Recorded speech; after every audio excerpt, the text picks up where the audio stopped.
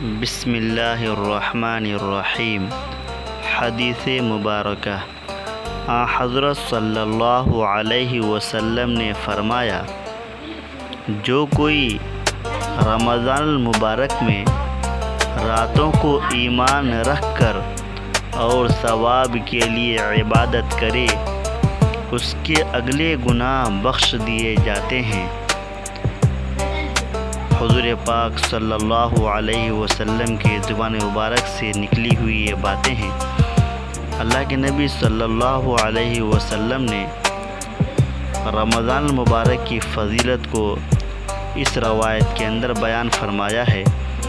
اس حدیث پاک کو امام بخاری نے اپنی کتاب بخاری شریف میں نقل کی ہے اور پوری کی پوری امت تک پہنچانے کی کوشش کی ہے، تاکہ رمضان المبارک کی برکت ساری کی ساری امت کو معلوم ہو جائے اور پوری امت اس سے مستفیض ہو، تاکہ سارے کے سارے لوگ اس رمضان المبارک سے فائدہ حاصل کریں۔